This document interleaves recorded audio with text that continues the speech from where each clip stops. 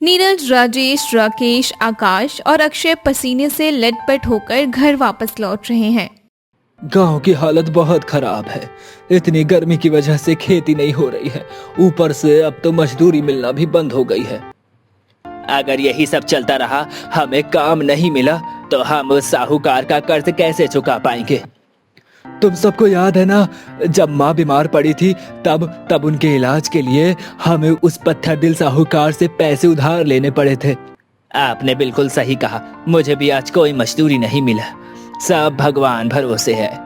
तभी छोटे भाई आकाश और अक्षय बोलते हैं, हे भगवान, हम गरीबों को जीवन में आखिरकार कभी सुकून क्यों नहीं है? क्या हमें सुकून मिलेगा? हमें कभी किसी का बुरा नहीं किया, फिर हमारे साथ ही ऐसा क्यों होता है? हर दिन एक नई जंग बन गया है। माँ बाप बूढ़े हैं और हम उन्हें भरपेट खाना भी नहीं खिला सकते। भैया, आप लोग इतना मत घबराइए, भगवान पर भरोसा रखिए। सुना है ना कि रात है, बाद में सवेरा जरूर होता है। पांचों भाई बातें करते हुए अपनी कच्ची मिट्टी की झोपड़ी में पहुंचते हैं। आ गए मेरे बच्चे, थक गए होंगे ना, बैठो मैं पानी लाती हूँ। नीरज बेटा, आज कुछ काम मिला या तुम लोगों को फिर से खाली हाथ लौट आए हो? मुझे और राजेश को तो आज कोई काम नहीं मिला। बहुत कोशिश की लेकिन हर जगह मना कर दिया गया। बस आकाश और अक्षय को ही मजदूरी मिली है, उसी से थोड़ा राशन आया है। हाँ माँ, ये लीजिए, आज की मजदूरी से थोड़े पैसे, इससे घर का जो भी जरूरी सामान है आ सकता है, मंगा लीजिए। ला दे, कम से कम आज तो पेट भर खाना नसीब होगा। चलिए आप सब ज्यादा सोचिए मत, हाथ मुंह धो लीजिए और ठीक हो जाएगा। मैंने खाना लगा दिया है, जो भी रूखा सूखा बना है प्यार से खा लेते हैं। सभी खाना खाने बैठते हैं। खाने में पतली दाल और चावल है। क्या शिल्पा, आज खाने में सिर्फ दाल और चावल ही बनाया है क्या? कुछ और नहीं? ये सब्जी अचार जैसा कुछ? क्या करे जी, घर में इतने पैसे नहीं बचे कि सब्जी खरीदे जा सके। जो थोड़ा राशन बचा था उसी से जैसे तैसे दाल चावल बनाए हैं हमने, ताकि कोई भूखा ना सोए। अब तो पानी की भी इतनी किल्लत है कि खाना बनाना भी मुश्किल हो गया है। ठीक है राधिका, अब बहस करने से क्या फायदा? जो है वही खा लेते। कम से कम हमारे सिर पर छत तो है। दुनिया के कई सारे लोग तो सड़क पर सोते हैं। ऐसा कहकर पूरा परिवार खुशी खुशी भगवान का शुक्र मनाकर खाना खाता है। अगले दिन 5 भाई फिर से काम की तलाश में निकल जाते हैं। 5 बहुएं गांव के इकलौते कुएं पर पानी भरने जाती हैं। देख रही हो श्यामा बहन, इस बार तो इंद्रदेव ने जैसे मुंह ही मोड़ लिया हो। कुआं भी पूरी तरह सूख गया। अब पानी के लिए हमें कोसों दूर भी जाना पड़ेगा। हाँ गोपी, आजकल तो मजदूरी भी नहीं मिल रही है। मेरे घर का चूल्हा तो 2 दिन से ठीक से भी जला भी नहीं। खेत बंजर हो गए हैं। घर का खर्चा चलाना पहाड़ तोड़ने जैसा लग रहा है। तभी श्यामा शिल्पा की तरफ देखकर बोलती है, क्यों शिल्पा, तुम्हारा घर कैसे चल रहा है? तुम्हारा तो बहुत बड़ा परिवार है। अरे गोपी बहन, क्या बताऊं, कहने को तो कमाने वाले 5 हैं, लेकिन कमाई का कोई साधन ही नहीं मिल रहा। घर की हालत बहुत नाजुक है।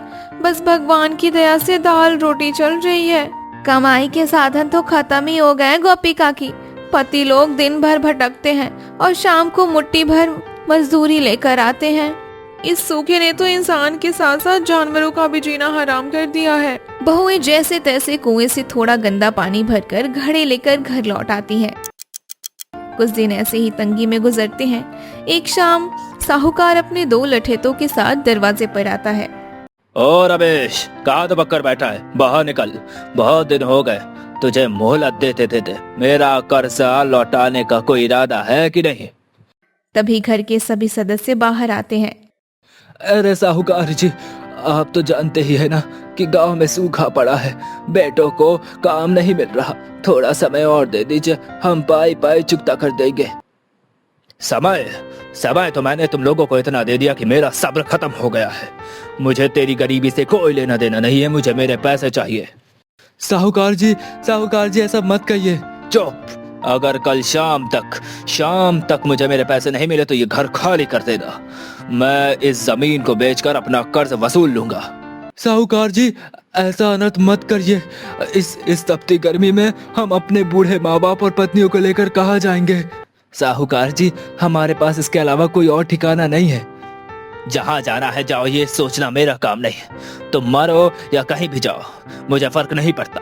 बस कल शाम तक मुझे ये घर खाली चाहिए, ये मेरा आखिरी फैसला है। साहूकार धौंस जमाकर चला जाता है। सविता रोने लगती है। हाय मेरी भोटी किस्मत, अब हम कहाँ जाएंगे? एक ही तो छत थी हमारे सिर पर, वो भी अब छिन गई। हे भगवान, हमें मौत क्यों नहीं दे देते? माँ जी, आप इतना परेशान मत होइए, हम सब साथ हैं ना। हम कोई ना कोई रास्ता जरूर निकालेंगे माँ जी। आखिर हम 5 बहुएं किस काम आएंगी? हाँ माँ जी, मुश्किल घड़ी है ना, हम हार नहीं मानेंगे। हम अपना सामान पैक करते सुबह होते ही यहाँ से निकल जाएंगे। कहीं ना कहीं तो छत मिलेगा ही। अगली सुबह पूरा परिवार अपनी अपनी पोटलियां बांधकर घर से निकल पड़ता है। हम घर से तो निकल आए बहुओं, लेकिन हम जाएंगे कहाँ? इस वीरान रासुमर हमारा कौन कौन इंतजार कर रहा होगा बेटा? पिताजी, मैंने सुना है कि यहाँ से थोड़ी दूर जंगल के पास एक बहुत बड़ी नदी बहती है। वहाँ पानी भी होगा ना, और शायद हमें कोई जगह भी मिल जाए। नदी के किनारे? लेकिन शिल्पा, वो तो घना जंगल है। वहाँ सिर्फ जंगली जानवर रहते हैं, हम इंसान वहाँ कैसे सुरक्षित हैं? चलिए तो सही भैया, इस सूखे गांव में घुट घुट कर मरने से अच्छा है कि हम जंगल में गुजारा करें। पूरा परिवार तपती धूप में पैदल चलते हुए जंगल की नदी के पास पहुंच जाते हैं। जगह तो अच्छी है, लेकिन यहाँ बहुत डर लग रहा है। आसपास सिर्फ जंगल है। रात को शेर चीते यहाँ पानी पीने जरूर आते होंगे। हाँ सविता, खतरा तो है, पर हमारे पास कोई और चारा भी तो नहीं है। माँ जी घबराइए नहीं, गर्मी में हम 5 जुगाड़ू बहुओं का इस नदी में ससुराल होगा और यही हमारी खेती होगी। क्या मतलब खेती? यहाँ जंगल में कैसे होगी खेती, और रहने की व्यवस्था कैसे करेंगे? सब हो जाएगा माँ जी। फिलहाल शाम हो रही है, आप लोग लकड़ियाँ इकट्ठा करके आग जलाइए ताकि जानवर दूर रहें। मालती और गीता, तुम दोनों जाकर पेड़ों से फल तोड़ लाओ ताकि आज रात का पेट भर सके हम। मालती और गीता जंगल के फलों के पेड़ों के पास आती हैं और पत्थर मारकर आम और केले तोड़ने लगती हैं। तभी वहाँ बंदरों का एक झुंड आ जाता है। मालती दीदी देखो, कितने सारे बंदर, ये हमें काट लेंगे। चलिए वापस चलते हैं। डरो मत गीता, ये तो सिर्फ बंदर हैं, इन्हें थोड़े फल दे दो, ये हमारे दोस्त बन जाएंगे। ये लो, तुम लोग भी खाओ और हमें भी खाने दो। बंदर केले खाकर खुशी खुशी वहाँ से चले जाते हैं। मालती और गीता ढेर सारे फल लेकर वापस आती हैं। सभी फल खाकर अपनी भूख मिटाती हैं। बेटा, वो जो पुरानी चादर हम साथ लाए थे उसे बिछा दो, आज की रात यही हमारा बिस्तर होगा। शिल्पा चादर बिछाती है और पूरा परिवार खुले आसमान के नीचे सो जाता है। और फिर अगली सुबह, माँ जी, पिताजी, जब हम यहाँ आ ही गए हैं तो क्यों ना हम यहाँ ठहरने का कोई पक्का इंतजाम कर लें। हम खुले में ज्यादा दिनों तक सुरक्षित नहीं रह सकते। हाँ बहू, बात तो तेरी सही है, पर यहाँ झोपड़ी कैसे बनाएंगे? यहाँ की मिट्टी बहुत गीली है और जंगली जानवरों का डर हर पल बना रहता है। माँ जी, शिल्पा दीदी ने रात भर कुछ सोचा है। दीदी आप ही बताइए ना कि आपके मन में क्या जुगाड़ चल रहा है। माँ जी, हम नदी के किनारे नहीं बल्कि नदी के अंदर घर बनाएंगे। क्या? नदी के अंदर घर? शिल्पा तू पागल है? अरे नदी के अंदर घर कैसे बनेगा? अरे हम डूब जाएंगे।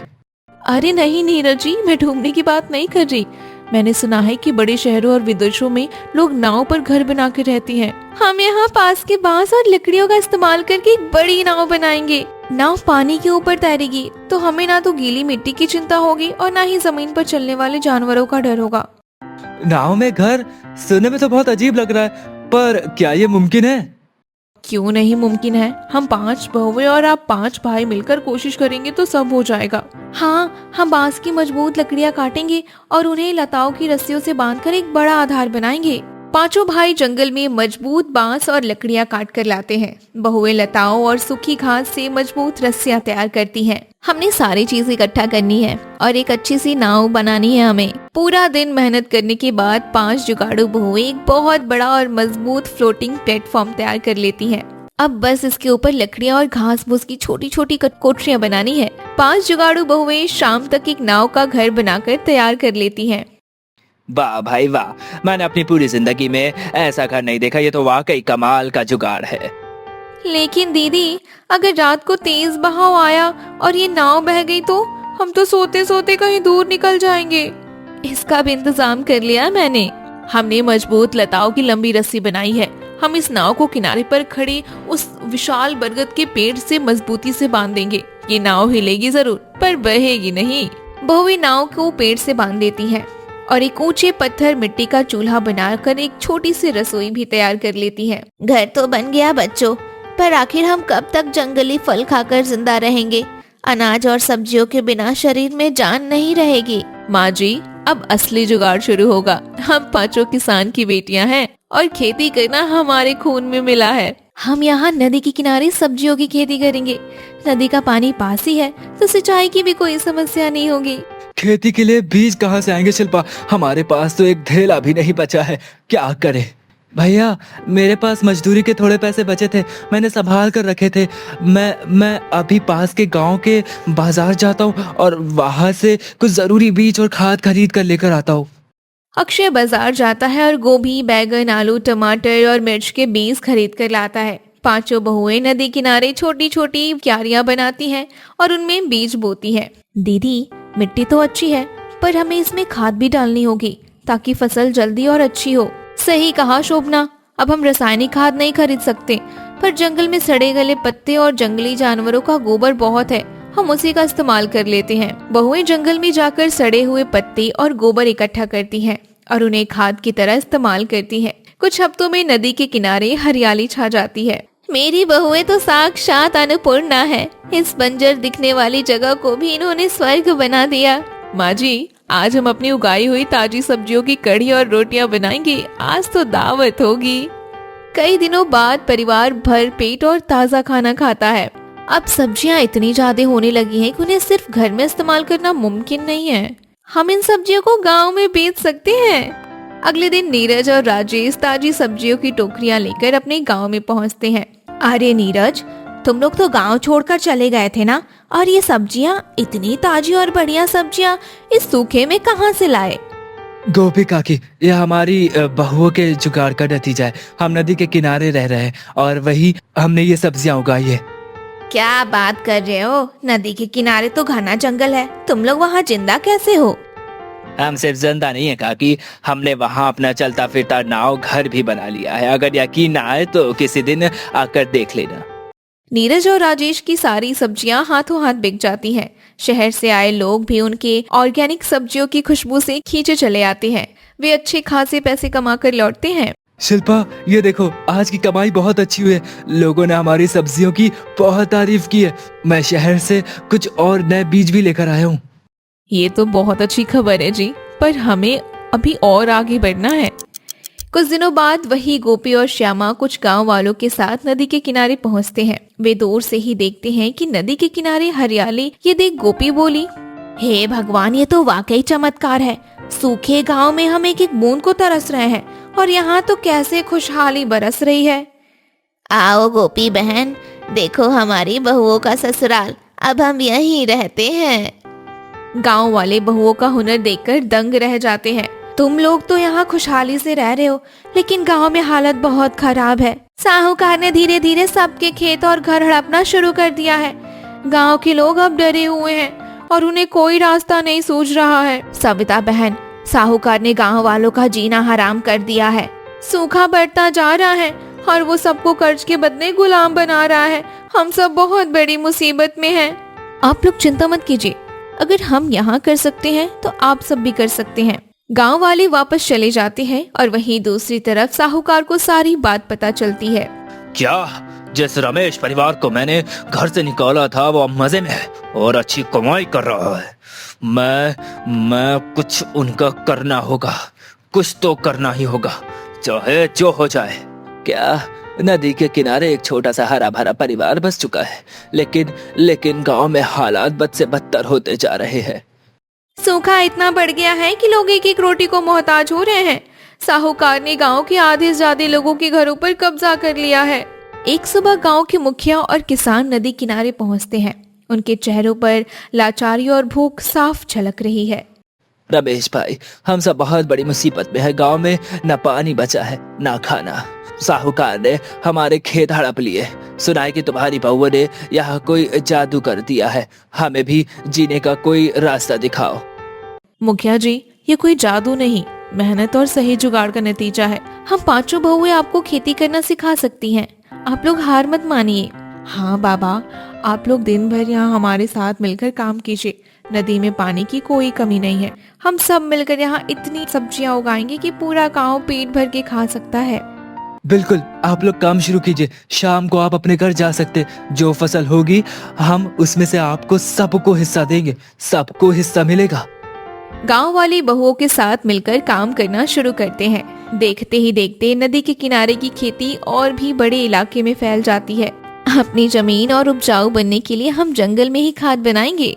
बहुएं गांव वालों को खाद बनाना, कम पानी में ज्यादा पैदावार करना सिखाती हैं और अब सब्जियां और ज्यादा उगने लगी हैं। हमारे पास इतनी सब्जी है कि सिर्फ बाजार में बेचना काफी नहीं है।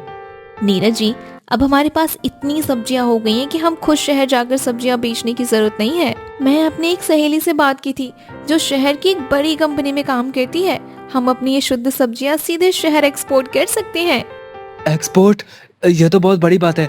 क्या वो लोग जंगल के किनारे यहाँ आएंगे? आप देखिएगा, हमारी सब्जियों की क्वालिटी इतनी अच्छी है कि वो खुद यहाँ चल कर आएंगे। अगले दिन शहर से एक बड़ा व्यापारी अपनी टीम के साथ आता है और ताजी और ऑर्गेनिक सब्जियां देखता है।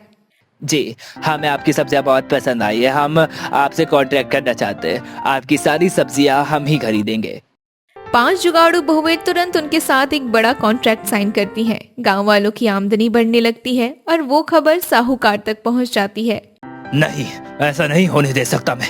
अगर गांव वाले आत्मनिर्भर हो गए तो धंधा बंद हो जाएगा मेरा। उन बहुओं को सबक सिखाना ही होगा। तो साहूकार जी क्या करे फिर? उन 5 बहुओं ने मेरा पूरा खेल बिगाड़ दिया। अगर गांव वाले पैसा कमाने लगे तो मेरा सारा कर्ज खत्म हो जाएगा इनका, और फिर मुझसे कर्ज कौन लेगा? जाओ, जाकर उनके खेतों में आग लगा दो। आधी रात को साहूकार के आदमी मशाले लेकर नदी किनारे पहुंचते हैं और खेतों में आग लगाने की कोशिश करते हैं। तभी नाव घर में सो रहे अक्षय की आंख खुल जाती है। अरे देखो हमारी फसलें। अरे कोई आग लगा रहा है उसमें। अरे देखो, पकड़ो उनको। 5 भाई और गांव वाले हाथ में डंडे लेकर आते हैं, जिससे साहूकार के आदमी डरकर भाग निकलते हैं। अगली सुबह पूरा गांव साहूकार की हवेली पर पहुंचता है। साहूकार, अब तुम्हारी दादागिरी नहीं चलेगी। हमारे पास अब पैसे हैं। ये लो अपना सारा कर्ज और ब्याज। हमारे घरों के और खेतों के कागजात वापस करो, वरना हम पुलिस के पास जाएंगे। पुलिस? नहीं, ये लो अपने कागज। मुझे माफ कर दो, मुझसे गलती हो गई। साहूकार सबके कागजात वापस कर देता है। गांव वाले अपनी जीत का जश्न मनाते हुए वापस नदी किनारे आते हैं। बहुओं, हमने कर्जा तो चुका दिया, पर हमारे गांव की जमीन अभी भी प्यासी है। क्या हम हमेशा यही रहेंगे? नहीं पिताजी, हमने तो बस पैसे कमाए हैं। हम उनका इस्तेमाल सही जगह करेंगे। हम सरकार से बात करेंगे कि इस नदी से एक नहर अपने गांव तक खिंचवाएंगे। हाँ, और हम 5 बहुएं उस नहर के निर्माण का पूरा जुगाड़ खुद संभालेंगे। कुछ महीनों की कड़ी मेहनत और सरकारी मदद के बाद नदी से एक मजबूत नहर गांव की ओर निकलती है। जैसे ही नहर का पानी गांव की सूखी जमीन पर पहुंचता है, जुगाड़ू बहुओं की जय हो, जुगाड़ू बहुओं की जय हो। गांव की मिट्टी फिर से खेती के लायक बन जाती है। सूखे के निशान मिट जाते हैं और हर तरफ हरियाली छा जाती है। आज मेरी बहू ने सिर्फ हमारा घर नहीं बल्कि पूरा गांव बचा लिया। तुम 5 इस घर की असली लक्ष्मी हो। माँ जी, हम तो सिर्फ आपकी बहुएं हैं। ये सब तो हमारी एकता और जुगाड़ का कमाल है ना।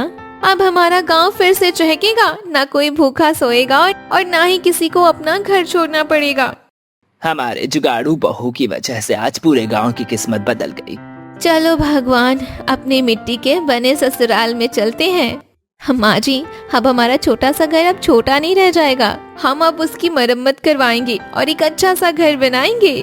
जुगाड़ी बहुओं की कमाई के पैसे से 5 भाई एक बड़ा सा घर बनाते हैं और आज भी वो नाव नदी में ही खड़ी है। क्यों दीदी, अब तो हमारा ससुराल खुश है और हमारी खेती सोना उगल रही है। हाँ बिल्कुल, और जब तक हम 5 जुगाड़ू बहुएं साथ हैं, ये खुशी कभी कम नहीं होगी।